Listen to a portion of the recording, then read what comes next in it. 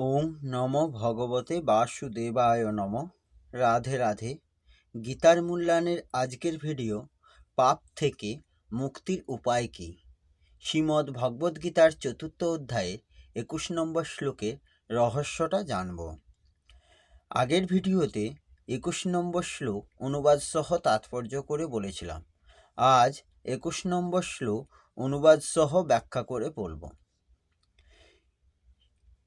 ২১ নম্বর শ্লোক সংস্কৃতে বলা হয়েছে, নিরাসীর্যত চিত্তাত্মা ত্যক্ত সর্ব পরিগ্রহ শারীরং কেবলং কর্ম কুর্বন্নাপ্নোতি কিল্বিষম।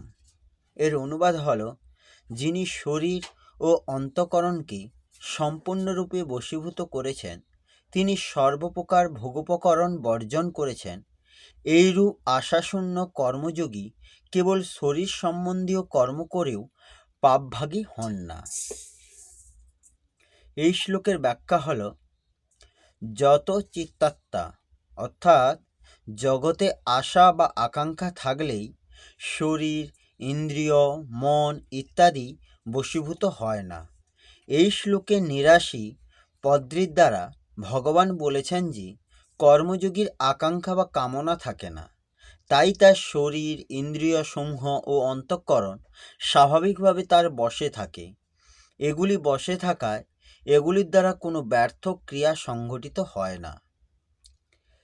ত্যক্ত সর্ব পরিগ্রহ অর্থাৎ কর্মযোগী যদি সন্ন্যাসী হন, তাহলে তিনি সর্বপ্রকার ভোগ্য সামগ্রী সংগ্রহ স্বরূপত পরিত্যাগ করেন। যদি তিনি গৃহস্থ হন, তাহলে ভোগ করার ইচ্ছায় অর্থাৎ নিজের সুখের জন্য কোনো সামগ্রী সংগ্রহ করেন না। তার কাছে সমস্ত সামগ্রী থাকে, সেগুলি নিজের বলে মনে না করে জগতের বলে মনে করেন এবং জগতের সুখেই সেই সামগ্রীগুলি ব্যয় করেন। ভোগেচ্ছার জন্য সংগ্রহ ত্যাগ করা তো প্রত্যেক সাধকেরই অবশ্যই প্রয়োজন। নিরাশী অর্থাৎ কর্মযোগীর আশা, কামনা, স্পৃহা, বাসনা ইত্যাদি থাকে না। তিনি যে শুধু বাহ্য ভোগ সামগ্রীর সংগ্রহ ত্যাগ করেন তাই নয়, তিনি অন্তরেও ভোগ ও সামগ্রিক কামনা ও আকাঙ্ক্ষা ত্যাগ করেন। আকাঙ্ক্ষা ও এবং কামনা সর্বতভাবে ত্যাগ করা সম্ভব না হলেও তার উদ্দেশ্য থাকে এগুলি ত্যাগ করাই। শারীরং কেবলং কর্ম কুর্বন অর্থাৎ শারীরম কর্ম পদ্মীর দুই অর্থ হয়। এক হল শারীরিক কর্ম এবং অন্যটি হল শরীর নির্বাহের জন্য কৃতকর্ম। শরীরের দ্বারা হওয়া কর্মের কথা পঞ্চম অধ্যায়ের ১১ শ্লোকেও বলা হয়েছে। এর তাৎপর্য হল যে সমস্ত কর্মই শুধুমাত্র শরীর, ইন্দ্রিয়াদি, মন, বুদ্ধির দ্বারাই হয়ে থাকে, তার সঙ্গে আমার কোনো সম্বন্ধ নেই। এরূপ মনে করে কর্মযোগী চিত্ত অন্তঃকরণ শুদ্ধির নির্মিত্ত কর্ম করেন। কিন্তু এখানে উদ্ধৃত শ্লোকটি নিবৃত্তিসূচক, তাই এই স্থানে উদ্ধৃত শ্লোকটির অর্থ কেবলমাত্র শরীর নির্বাহের জন্য করা আবশ্যক কর্ম। খাওয়া, সূচি, স্নান ইত্যাদি মনে করাই উপযুক্ত বলে মনে হয়। নিবৃত্তিপরায়ণ কর্মযোগী কেবল সেটুকুই কর্ম করেন যাতে তার শরীর নির্বাহ হয়।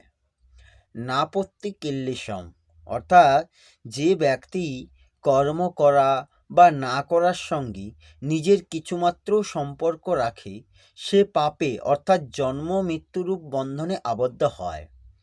কামনারহিত কর্মযোগী কর্ম করা অথবা না করার সঙ্গে নিজের কোনো সম্পর্ক রাখেন না, তাই তিনি পাপভাগী হন না, অর্থাৎ তার সমস্ত কর্মই অকর্ম হয়ে যায়। নিবৃত্তিপরায়ণ হলেও কর্মযোগী কখনো আলস্য বা প্রমাদপরায়ণ হন না। আলস্য প্রমাদও এক প্রকার ভোগ। একান্তে এমনি পড়ে থাকলে আলস্যের ভোগ হয় এবং স্বাস্থ্যবিরুদ্ধ অথবা নিরর্থক কর্মতে প্রমাদ ভোগ হয়। এইভাবে নিবৃত্তিতে আলস্যের সুখভোগ এবং প্রবৃত্তিতে প্রমাদের সুখভোগ হতে পারে। এরূপ আলস্য প্রমাদ দ্বারা মানুষ পাপে লিপ্ত হয়। কিন্তু অনেক কর্ম কম করলেও নিবৃত্তিপরায়ণ কর্মযোগীর বিন্দুমাত্র আলস্য প্রমাদ আসে না। তার মধ্যে যদি একটুও আলস্য প্রমাদে উদ্ভব হয় তাহলে কিল্লিসম ন আপত্তি পদ্মী প্রযোজ্য হয় না। তিনি হলেন যত চিত্তাত্মা, অর্থাৎ তার শরীর, ইন্দ্রিয় এবং চিত্ত সংযত, তাই তার মধ্যে আলস্য বা প্রমাদ আসতেই পারে না। শরীর, ইন্দ্রিয়, চিত্ত বশীভূত হওয়ায়, ভোগ সামগ্রী ত্যাগ করায় এবং আশা, আকাঙ্ক্ষা, মমতা রহিত হওয়ায় তার দ্বারা নিষিদ্ধ কর্ম হওয়াই সম্ভব নয়। এখানে প্রশ্ন আসতে পারে যে তার দ্বারা যখন কোনো পাপকর্ম হওয়াই সম্ভবই নয়, তখন এ কথা কেন বলা হয়েছে যে তিনি পাপভাগী হন না? তার উত্তর হলো এই যে ক্রিয়া আরম্ভ করাতেই অনিবার্যভাবে দোষ হয়ে থাকে, কিন্তু মূলত অসৎসঙ্গ অর্থাৎ কামনা, মমতা এবং আসক্তি থাকলে তবেই পাপ হয়ে থাকে। কর্মযোগীর কামনা, মমতা এবং আসক্তি থাকে না, অথবা তার কামনা, মমতা ও আসক্তির কোনো উদ্দেশ্যই থাকে না, তাই তার কর্ম করা বা না করায় কোনো প্রয়োজন থাকে না। এই জন্য তাকে কর্মের যে আনুষাঙ্গিক দোষ থাকে তাও স্পর্শ করে না এবং শাস্ত্রবিহিত কর্মত্যাগের পাপও বর্তায় না। অপর একটি প্রশ্ন আসতে পারে যে তৃতীয় অধ্যায়ে ভগবান সিদ্ধ মহাপুরুষকেও তার নিজের কোনো কর্তব্য বাকি না থাকলেও লোক সংঘাতে কর্ম করার প্রেরণা দিয়েছেন। নিজের জন্য ভগবান জানিয়েছেন যে ত্রিলোকে তার কোনো কর্তব্য এবং প্রাপ্তব্য না থাকলেও তিনি সতর্কতার সঙ্গে কর্ম করেন। সুতরাং কেবল শরীর নির্বাহের জন্যই যদি এমন কর্মযোগীগণ কর্ম করেন তবে তাদের লোকসংগ্রহ ত্যাগের দোষ কি বর্তাবে না? এর উত্তর হলো এই যে মমতা, কামনা ইত্যাদি না থাকায় তাদের কোনো দোষই হয় না। যদিও সিদ্ধ মহাপুরুষদের এবং ভগবানের কামনা, মমতা ইত্যাদি বিন্দুমাত্র থাকে না, তা সত্ত্বেও তারা লোকসংহার্থে যে কর্ম করেন তা তাদের দয়া এবং কৃপাই বলা যায়। প্রকৃতপক্ষে তারা লোকসংগ্রহ করুক বা নাই করুন তাতে তারা স্বাধীন, তাদের ওপর কোনো দায়িত্বই নেই। বাস্তবে এটিও নিবৃত্তিপরায়ণ সাধকদের জন্য এক প্রকার লোকসংগ্রহই বলা হয়। লোকসংগ্রহ করা হয় না, এটি স্বতঃস্ফূর্তভাবে হয়।